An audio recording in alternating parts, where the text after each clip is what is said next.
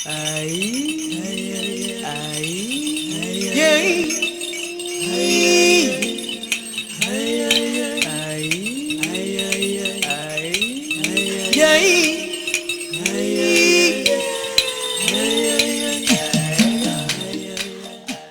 Bahagi ng bawat lugar ang kasaysayan.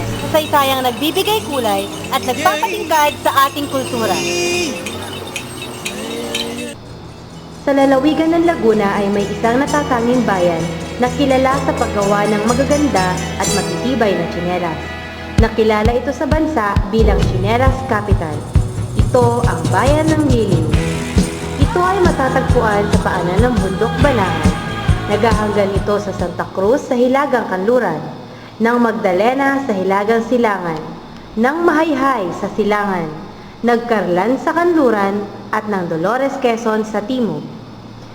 Ito ay binubuo ng 33 barangay at may populasyong humigit kumulang sa 40,000. Ang bayan ng Liliw ay itinatag noong 1570 sa pamumuno ni Gat Tayao.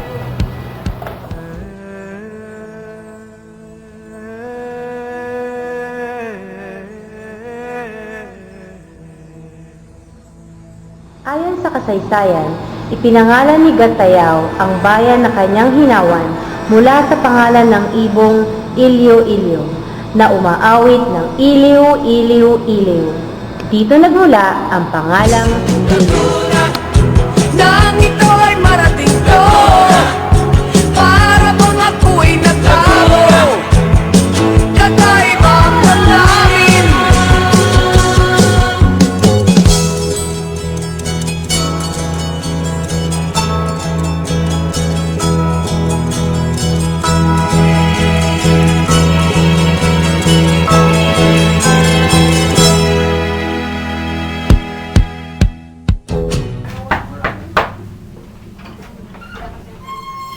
Magandang umaga po, Tatay Boy. Magandang umaga po naman.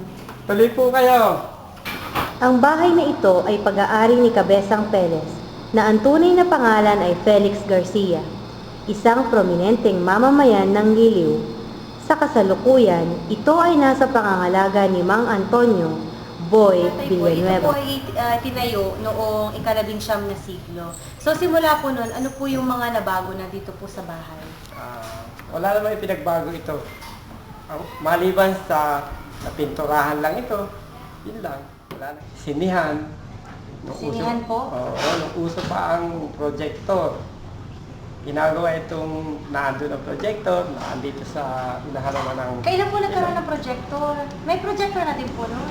Hindi, itong mga late, mga 1950. Meron ng projector, meron ng sine.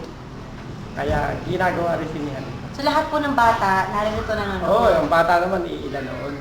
Halos wala pa 10. Mababakas sa mga larawan ang mahabang kasaysayang iminarka ng halos 2 siglo. Paano kaya napanatili ang kaayusan ng bahay? Ang bintana ay medyo mahirap buksan, kaya medyo inaayos po kaagad para hindi na lumaki ang tira nito. Ito po papalitan pa. Oo, papalitan pa po yan. Medyo re-repair, saka ang bintana, inaayos para magandang buksan.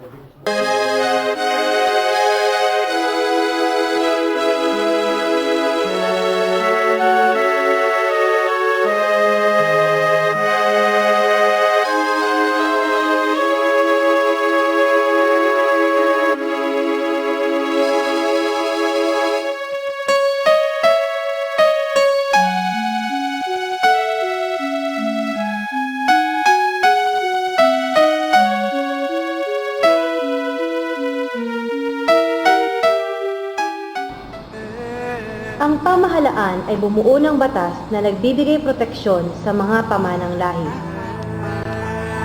Ano nga ba ang kahalagahan ng pamanang lahi? At bakit dapat itong pangalagaan? Mahalaga na pangalagaan ang pamanang lahi dahil unang-una, ito ay nagbibigay ng kakanyahan o identidad, kakilanlan sa isang bansa at naging mahalaga rin ito upang maging susi hindi lamang sa pagkakaisa, ngunit sa pag-unlad ng isang bayanan. Dahil dito, ang pamanang laki ay maaari makapagbuklod sa isang bansa. Bahay na ito ni Cabezang Perez dito sa Liliw, Laguna ay gaya rin ng bahay na bato ni Dr. Estrella sa Calamba at ni General Emilio Aguinaldo sa Cavite. Lahat ay makasaysayan at naging saksi sa pag-unlad ng bayan. Ito ay pamana ng lahi na dapat ingatan at pahalagahan.